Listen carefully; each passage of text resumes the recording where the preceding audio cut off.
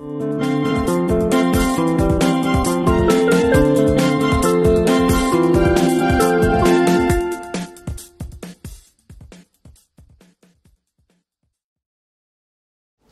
my name is Rakke. I primarily use he, him pronouns, and I'm the community director for Tingelstad Hall. And I have the pleasure of talking with y'all today about arriving on campus and moving from that space to finding a place of thriving as a Lute in the PLU community.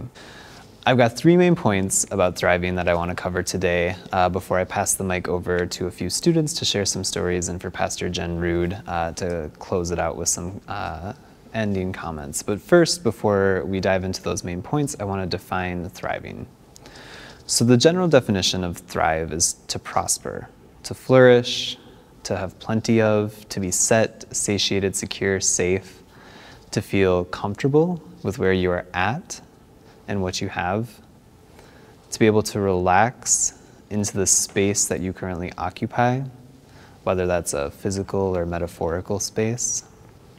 As I say these words and that definition, I bet a lot of you are already thinking of images or feelings or times when you were thriving and what thriving looks like and feels like to you, right? Some of you might be seeing that A+ on a final exam that you got, or you might be feeling that feeling when you were selected as a team captain, or you won an award, or you celebrated getting the job you wanted, celebrating graduation, celebrating a personal record, etc., etc., etc. So hold on to those feelings or those images, because we're going to come back to them and we're going to weave those throughout the rest of this whole session. So hold those feelings and images in your head and in your heart as we move through this. So the first thing about thriving is that it's not one thing. It can really be anything and everything, and thriving is a part of all aspects of your life. I supervise the wellness community in Tingelstad Hall, and one thing that we talk about there is that wellness is holistic, meaning that it is expansive and it encompasses all parts of your whole life. And what we do there is we break that down into dimensions, because talking about your whole life is really, really big, right? So we break that down into 6 dimensions. And so I want us to think similarly about thriving. And I offer up 5 dimensions for you all to reflect on. Now there can be way more than these 5 for the wellness wheel that we use in wellness. We have 6, but other schools use 9 or 5 or 3 or 7. So you can make it as broad or as narrow as you want it to be. But for today, I'm going to offer up 5 for you all that I think are really, really important as you start to begin your journey in your college career at PLU. Whether you're starting college for the first time or you're restarting your journey here with us at PLU. So those 5 dimensions are physical, health, wellness, thriving, whatever word you want to use in there, emotional, mental, spiritual, academic, and social. Say those quickly again: physical, emotional, mental, academic, spiritual, and social. And together these 5 dimensions make up your holistic sense of thriving. Each dimension simultaneously is interconnected and independent, which means that each needs to be individually attended to and nurtured, while also being attuned to how they rely on and support the other dimensions, and how sometimes they butt heads with each other. A couple quick examples: I am a big hiker, and that is something that I do to attend to my physical health, but it's also something that I really do to attend to my mental health. It helps me de-stress, process my feelings from the day, calm down, reduce my anxiety, all those things. So they work synergistically together, which is really awesome. There's other times where you're going to bump heads. If I want to be a student and have a lot of friends, sometimes I need to balance those out because I can't always hang out with friends or always be studying. The second thing about thriving is that you get to define thriving for yourself, which is really hella cool and empowering, and also a little scary and nerve-wracking, right? You get to decide what thriving looks like in each of these dimensions. And the big thing here is to try not to compare yourself to others and what their definitions of thriving are. For example, believe it or not, I am never going to be a professional athlete. Just not going to happen. It's not in the cards, probably never was, and at this point in my life, never will be. So if I'm looking at the physical health dimension, And I'm comparing my definition to the definition of, say, or the notion of, say, Serena Williams or a Dwayne Wade or Megan Rapinoe or any of these other amazing athletes. If I'm using their definition of physical health and thriving, I am going to constantly feel like I am struggling or failing to reach a goal that's just not attainable for me. And we need to struggle. Struggle is important. But being in a constant state of struggle and failure is not good for anyone. So instead of using Serena Williams' definition of physical health, I need to instead check in with myself about what feels good and right for me and my body. So for me, that means I try to make sure I'm walking about 5 kilometers a day. It means I'm doing yoga a few times a week and biking a few times a week. It means I am getting 8 hours of sleep because that feels good for me. It means that I'm eating the vegetarian diet that I've been eating for 14 years because that feels good for my body. And all of those things are my physical thriving. So defining thriving for yourself centers on doing what feels good and right for you, and that allows you to achieve or uphold the values, priorities, goals, etc. that you have for your life in balanced and healthy ways that do not cause adverse harm to your life or to others' lives. The third thing about thriving that I want to talk about is that thriving is a journey. It's not a destination. You will never be able to be in a constant state of thriving. It's not going to happen. It's not part of the human condition. It's not part of the universal condition. Nothing in this universe stays constant, the same all the time. But you are going to have moments. You're going to have streaks, spans. You're going to have weeks, days, months, years of thriving. And you're also going to have days, weeks, months, moments, spans, streaks of struggle. Go back to that first point in your life where you're thriving in a few of those dimensions. Maybe you're kicking butt in the physical and emotional mental health. You're struggling in some other areas, and so maybe your academic health is not doing so well. So you have times in your life when a lot of your life is thriving, but a few dimensions are really struggling. So thriving is something that requires constant maintenance and intention. As I mentioned, I do yoga, and one thing that I really love and reflect on often, and that my favorite teachers always remind me of, is that yoga is a practice. It's a living thing that we show up for and put in time and work. And I think about thriving in the same way. Thriving is something that you need to practice. You need to constantly be working at it. And so the important thing is to strive for thriving.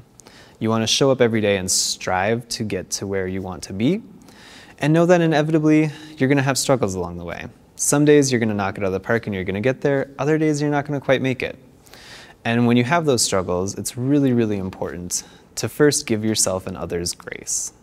And that space and that normalizing of, yep, we're struggling, that's okay. And then secondly, to know that there are resources around you that can help you along the way. As Pastor Jen is going to talk about, nobody thrives all by themselves on islands individually. It's not something we do independently. It's negotiated with and contingent upon others. And so knowing those resources around you to help you when you get into those moments of struggle are going to be super key to moving from that struggling to that thriving. Before I pass the mic over to a few of your fellow Lutes to share their own stories of struggling and thriving, I wanted to share a brief story of my own. When I was in college, I went to St. Olaf College in Northfield, Minnesota. One thing that I did really, really well that a lot of my peers struggled with was figuring out what I enjoyed and where I wanted to invest my energy for all parts of my college career. And so I did a really solid job of honoring what things I valued and my priorities in my life and defining my thriving based off of how well I was achieving or upholding those values and priorities. I valued my sleep, and so I never pulled all-nighters. I was highly involved in residence life, student senate, running student clubs and organizations, and other things that I often prioritized over studying. And all of that worked for me. I was still able to be successful in school based on my own definition, and I was able to graduate with a 3.25 GPA, which was good enough for me, and feel good about the work that I did while also keeping my wellness in my other areas of life intact. And that worked for me. plenty of my classmates that would not have worked for. They had different definitions of thriving and success for them, and so they were doing what was right for them, which is awesome. I also had plenty of classmates and friends, though, who regret where they spent their time in college. They look back and they say, oh, I really wish I would have spent more time doing X and a little less time doing Y. And they're really regretful of what they sacrificed. So my challenge for y'all is starting today, and you're gonna get to do this with your jam groups, is to start this reflective practice.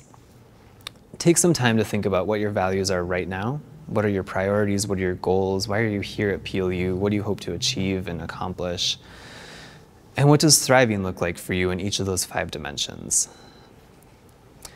Then put a plan in place for the next few weeks and see how it goes. And in a few weeks, revisit that. Check in with yourself and ask yourself really, truly, honestly, how's it going? What's going well? What is not? Where do I need to ask for help? And where do I need to make changes and adjust? We all need to struggle at some points, but there's a difference between struggling and finding hope or achievement and just constantly sort of feeling like you're drowning. And if you're in that space, maybe it's time to ask for help or switch up. Okay. Check back in and ask yourself honestly, what's going well? What is not? Where do I need to ask for help? And where can I make changes that better suit the life that I want? It's okay to struggle, for sure, but too much struggle and too much failure is not good. And so if you're struggling too much, then being able to pivot and change your direction. And know that values and definitions of thriving can change at any time, and that is totally fine and normal. And with a solid reflective practice where you go back and check in with yourself day in and day out, week in and week out, month in and month out, semester after semester, you're going to be able to be a lot more attuned to how those things change and grow. Hello, my name is Carlos Alvarez. I'm a senior at PLU studying Chinese studies and double minoring in economics and data science. My message to you is to seek out and within. Being part of PLU is a very beautiful experience that will create long-lasting memories. And it's also a place for you to start imagining what you want to do with your one precious life. Thriving at PLU will challenge your perspectives and encourage you to learn new ones. These new perspectives will help you frame your own world. For me, thriving at PLU at one point I thought was just showing up to a classroom or showing up for a desk at a certain amount of time. Now I see that it is what you do with who you are with. That creates a sense of thriving. Community, learning to learn and depending on the people around you. It was an immense help for me, and I know it can for you too. Catch that person. I promise you they probably want to help. For me, it depended on the situation, but I knew I could always go to my RA, my professor, because they were always willing to listen and help with an open ear and an open heart. I can't wait to see what you will be doing this fall. See you later, Lutes. Hi Lutes, my name is Marae Tidwell. I am the Access, Leadership, and Inclusion, aka the Ally, Student Engage Ambassador for Campus Life. When I arrived on campus, I, like many students, was nervous, anxious, and excited. I came to PLU knowing that what I experienced up to this point would not be the typical narrative of a typical PLU student. I come from a home of injured hearts, and those injured hearts harmed others, as you can imagine. From these experiences, I had to learn to value growth and peace. I immediately, stepping foot onto campus, knew it was my mission to find a resource and people who could help me move through my past and gracefully through my future at PLU. I recall during NSO, the New Student Orientation, Pastor Jen spoke a few words to the parents. My grandmother, standing in as a parent for me, came to me and told me to speak to Pastor Jen about the things I had experienced back home. She assured me that Pastor Jen would be understanding, supportive, and a good resource if I needed representation or for someone to vouch for me. And that is what she was, and plenty more. I did go to Pastor Jen, and I did tell her about the things that weighed heavy on my heart. She listened to me with loving eyes and a lack of judgment. I felt comfortable sharing with her. This was the first time I had expressed my experience in a preventative manner. I was happy to speak to her about what I was experiencing. Pastor Jen had also told me about the counseling center. She shared this resource with me because even though she welcomed me to speak to her at any time, she recognized that there were individuals on campus trained to listen and assist me in analyzing, processing, and reflection. After visiting the campus ministry's office a few times, I had found a beautiful Miss Melanie Cunningham also worked in the space. Miss Melanie is the Multicultural Outreach Director at PLU. I identified with Miss Melanie because she is also an unapologetically Black woman on this PLU campus. Soon after arose the PLU food pantry in the campus ministry's office. As a student that comes from a family of poverty, food pantries were a resource I was familiar with and used back home. For the space to recognize that not all students have immediate access to food was comforting. I felt represented, cared for, and looked after. The campus ministry space became a safe haven for me, my mind, my body, and soul. Finding support systems such as the campus ministry's office and the counseling center has allowed me the confidence and the strength to take on leadership roles I am in today, such as the Black Student Union presidency and the Student Engaged Ambassadors. When talking about attending college, it is said to be an obvious sign or step to thriving. But as quoted from the lovely Lauryn Hill, how are you going to win if you ain't right within? Campus ministries allowed me to be right within, to fully thrive during my time at PLU. Hi, my name is Raven, and I'm a senior chemistry and communication double major at PLU. As a pre-med student, when I first arrived to campus, I was convinced that the most important factor in my college experience was dedicating myself only to studying. I spent countless sleepless nights trying to keep up with work, and while I finished with a 4.0 in my first semester, I struggled to keep it up by my second. I felt myself burning out and began to fall behind in classes. I felt like a failure because I wasn't thriving in a way I thought I needed to. I remember that one day, my Gen Chem lab professor, Dr. Lytle, asked to speak with me after class, and I was terrified I was in trouble for falling behind. Taking a seat in his office, I remember him reassuring me and asking if I was okay. I opened up about my struggles, and he not only listened, but helped reassure me that I was doing okay and that my feelings were valid. It felt like a weight was lifted off my shoulders. I learned that thriving was much more than just academics. It was also about taking care of myself. I felt so isolated because I would shut myself up to study and have zero interactions, similar to how quarantine has been now. It wasn't a healthy environment for me. And from that point, I began to branch out and join other campus organizations that not only encouraged my academics, but also helped me feel more welcome and included. I thought thriving for me originally was just nailing every single detail in a textbook, but I discovered that a wonderful and loving community helped me to thrive better on campus.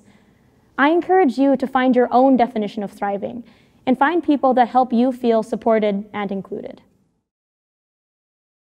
Hey students, I'm Jen Rude and I'm the university pastor at PLU. Wellness and well-being are so critical to thriving as a college student and just in life in general. And we want you to thrive here at PLU. As you heard Zach and some of our current students share, wellness is expansive and encompasses all the parts of us. And sometimes it's super challenging. I think about my own challenges around thriving in college.